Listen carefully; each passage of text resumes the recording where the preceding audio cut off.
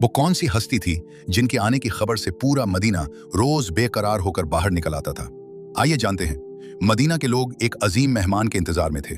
ऐसा मेहमान जिससे उन्हें बेपनाह मोहब्बत थी। उन्हें खबर मिल चुकी थी कि अल्लाह के आखिरी नबी सल्लल्लाहु अलैहि वसल्लम मक्का से हिजरत करके मदीना आने वाले हैं। हाल ये था कि रोज सुबह होते ही मर्द, औरतें और बच्चे सब शहर से बाहर निकल आते, रास्ते की तरफ नजरें जमाए खड़े रहते, घंटों इंतजार करते, यहाँ तक कि धूप तेज हो जाती, फिर मायूसी के साथ वापस लौट जाते। लेकिन अगले दिन फिर वही जज्बा, वही शौक, वही इंतजार। एक दिन ऐसा ही हुआ। सब लोग इंतजार करके वापस जा चुके थे कि अचानक एक यहूदी ने अपने किले से देखा, दूर से एक काफिला आ रहा है। वो फौरन पुकार उठा, ए मदीने वालों, जिसका तुम इंतजार करते थे वो आ गए। ये सुनना था कि मदीना खुशी से गूंज उठा।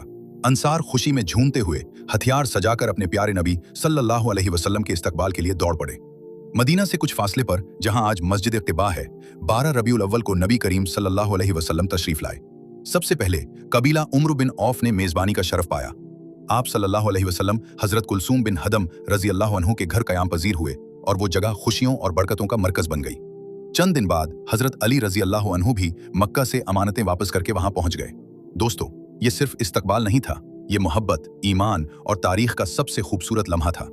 अगर आप भी नबी करीम सल्लल्लाहु अलैहि वसल्लम से मोहब्बत करते हैं तो दुरूद शरीफ पढ़कर आमीन लिखें।